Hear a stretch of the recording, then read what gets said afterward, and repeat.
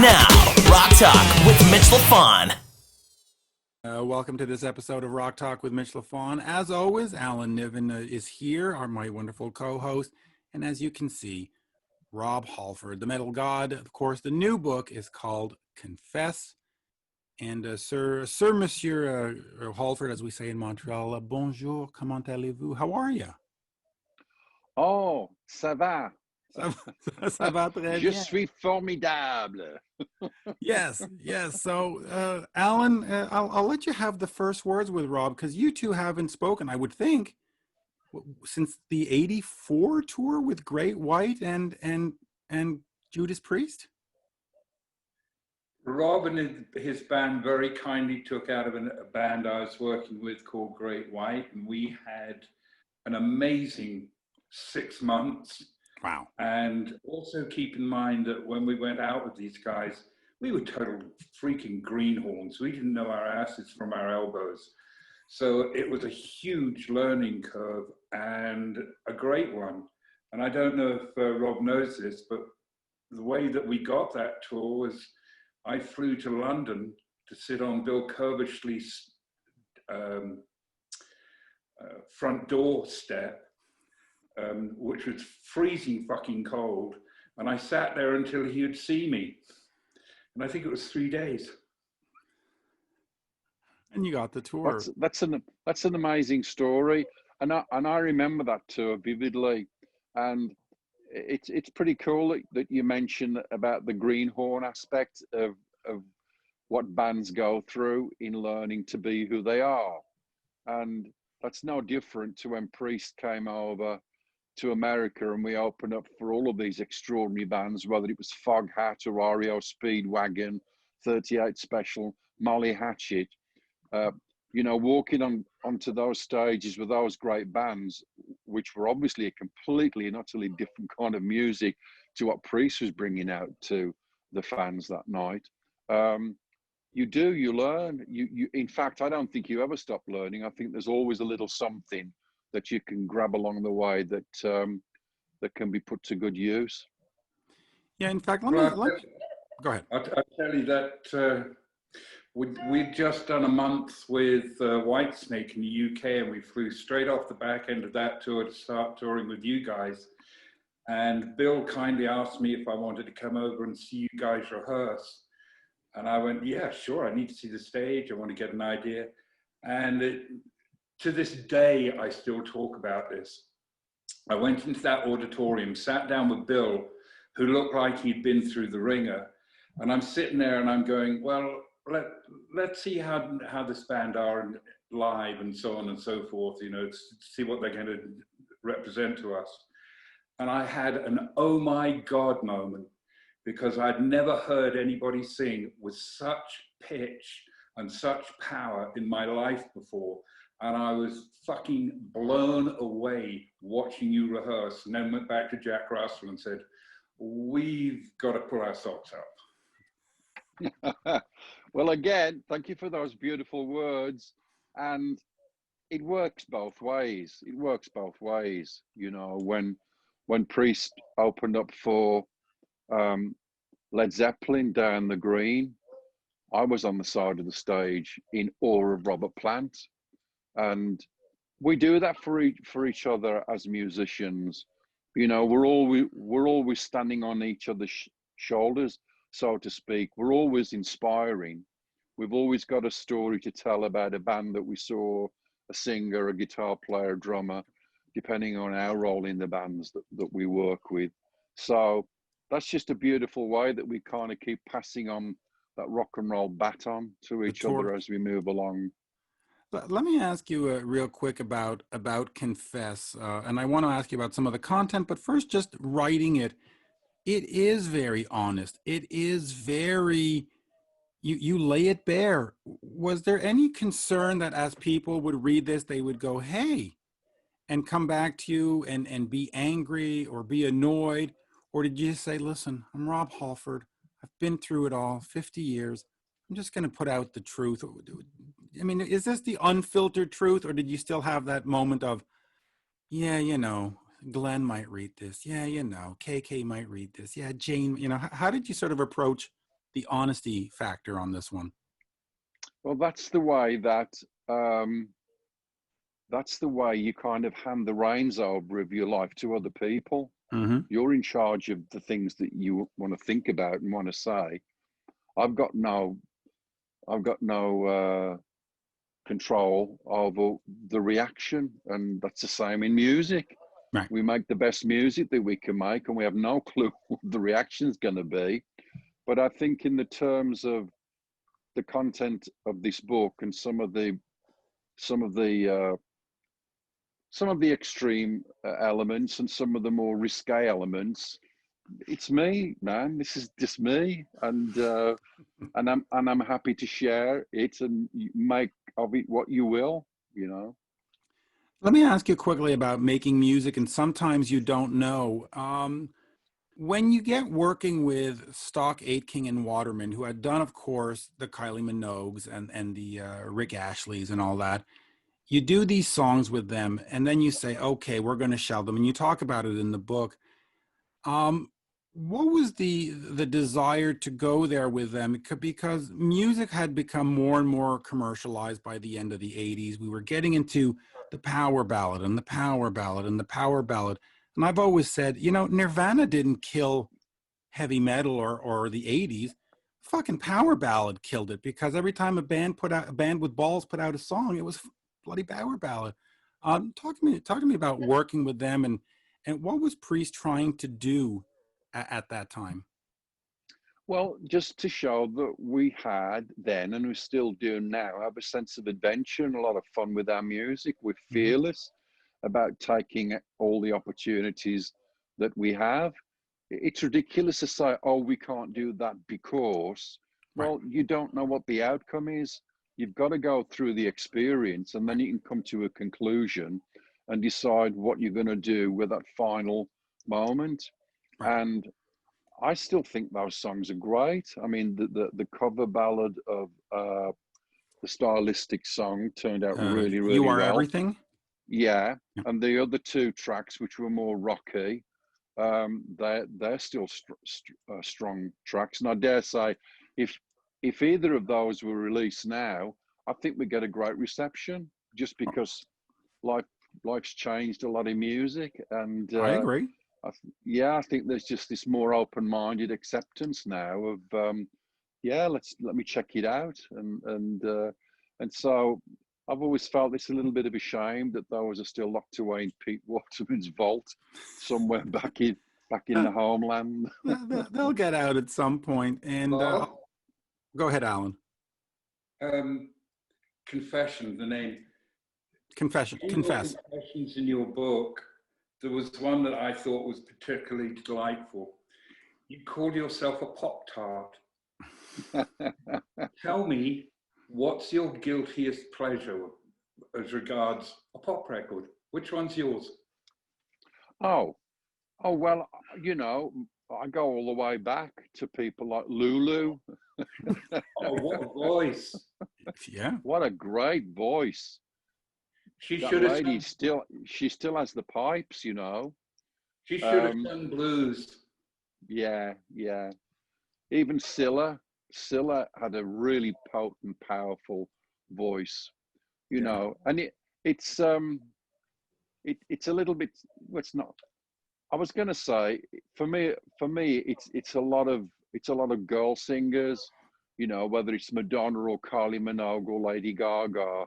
Or Cher, as you mentioned in the book. Yeah, or Cher. I'm just attracted to that type of thing, because when you think about it, there's not that many pop blokes. I can't think of any off the top of my head. Pop guys, you know, maybe Rick Astley, George Michael, Rick Astley. Yeah. Okay, I'm not bringing them to the front of my brain, but somebody sent me the new Steps single the other day, and that's just a lot of fun, you know, and I think that's why I'm drawn to it. It's just got this, you know, carefree, have a great time, just, you know, let loose for 2.5-3 minutes or whatever. So actually it was Ian Gittins that decided to call me a Pop-Tart. I can't really claim to bring that up myself, but I proudly wear it now. So I'm probably going to be known as Rob, the Metal God Pop Tart Halford for Rob the Pop Tart. Let me ask you this. I want to stay focused on the music, and you mentioned a lot of music in the book. When you get to the chapter about Resurrection, that album, which, and I've told you this before in interviews, is one of the greatest metal albums ever made. But reading how it went down in the book after Two and Voyeurs and the whole thing, was it almost you auditioning for Judas Priest? I mean, was this your audition tape? Or like, hey boys, listen to this, take me back? I mean, that's sort of how I read it, or is that just my own sort of fantasy when I read? No, it's true. There was an attempt to create a bridge. I also desperately was missing that type of metal experience. So on my part, hooking up with Roy Z and the rest of the guys, it was an ambition to make, at the time, the best metal album that I could make. And well, you succeeded. Holy Christ, you succeeded. We didn't really kind of have an agenda of like, you know, this is specifically aimed for one purpose. I just genuinely wanted to get back into that vibe after the two Fight records, and then the one-off project with Trent and John Five. I was really missing that studio writing, recording experience, and you know, if you really think about this deeply enough, I don't think that was in essence part of the story of the guys going, oh, let's listen to Resurrection. Yeah, he still got it. Let's have him back. Right. I don't think that was really the case. I think the bottom line was we wanted to reunite. We missed each other. You know, we missed each other as friends. We missed each other as musicians. We missed each other for all of the other aspects that you can only get from Priest when you put the band back together. And, you know, I'm not the first lead singer that went away from a metal band and did their thing and then came back. So I suppose that the question is open to a lot of points of view. But I really enjoyed that record, and you know, the writing was a lot of fun, and you could sense it from the beginning that there was something really strong happening. And then as we got in the studio and the actual sound started to come through the speakers, I just felt very comfortable again, and I was happy to be back in that world. Yeah, it was a great. Alan, do you have one more question? Because we're going to run out of time here. No, but I was just going to pass one thing on to Rob. When my oldest son was, I don't know, about 15 or so, we were driving in the car one day and he turns around to me and he goes, so Pops, all those 80s bands, and they're all broken up now, are any of them worth getting back together, and should I go and see one? And I had a one-word answer for him. I said, Priest. Yep. That's beautiful. Thanks, man. Yeah, you know. Oh, and he went to see you and he came back and he said, yeah, Dad, you're right. That's great. And that's just another beautiful thing where we're so lucky. We're so lucky to have, you know, the next generation of young metalheads that generously give us their time and their attention and come to a show, because that's what we do. You know, we're all about checking each other out, and these young metalheads in the crowd that come and see Priest for the next time, they could be the next metal band, they could be the next hard rock band, whatever. And so that's great. And 50 years later, it's just unbelievable that that we're still in this privileged position. We can never thank our fans and everyone that supported us for so long, because without you guys, we got nothing. It's one thing to have your music, but your music doesn't really have any validity or life until you got your fans to go along for the ride with you. And we're still roaring down that heavy metal highway. And I have to say, and I'll finish on this, I'm very excited to see what happens to Richie Faulkner after Priest calls it up, because he's still got 30 or 40 years left in him, and I'm really curious as to what he does, and I'm hoping that he puts a band together and he does something, because if he just goes be the sideman in some, I think that would be a waste of his incredible talent. So I love Priest and I want you to go on for another 10 years, but I also want you to retire, because I want to see what Richie's gonna do. And I mean I that. do too. Hey, Yeah. Mitch, I do too, man. He's extraordinary, and you wait till you hear what he's doing on these next new songs. You think he was good on Firepower. You think he was good, and you wait till you hear what he's doing now. He has grown exponentially at such an incredible speed. He's really shown you how, if your conviction is strong enough and your determination is strong enough to carve out a really strong, substantial place for yourself, you've got to work hard. And he's worked really, really hard since he joined this band. Yeah. When he came in to us with Redeemer of Souls, he was kind of feeling his way around. Then he got kind of solid with Firepower. But man, you want to hear what he's doing now. It's absolutely sensational. I So absolutely do. I'm like you. I really feel that he's got, a long, long life in metal or rock, or however he chooses to display himself as a musician, as a metal guitar player or whatever. Yeah. So yeah, I'll be there. I'll be there, hopefully in the front row with you, Mitch. You'll be there too. Yeah, I'm hoping anyway. Rob Halford Confess is available now. Great book. Thank you. I wish we had 45 minutes and not 15, but that's the way it goes. Alan, last words? Good to see you again. And I have to say, how do you look so young and amazing living in the heat? It's the lighting. It's all lighting and makeup. Yeah, it's all light. It's all smoke and mirrors. I'm really a deep fake. That's what I am. Those deep fake things. I'm going to take my deep fake. I'm going to take my deep fake face off after this Zoom. Look like a zombie, heavy metal zombie.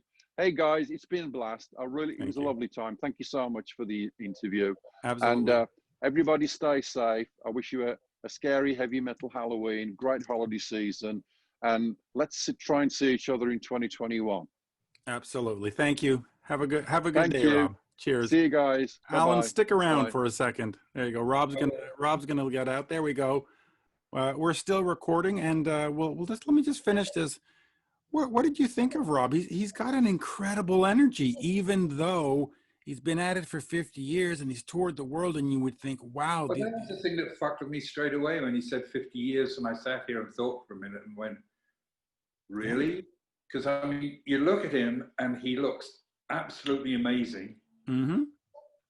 And the desert sun is not kind to people. It burns them up. And he looks great. He looks like he could go on stage for another 20 years, no problem whatsoever.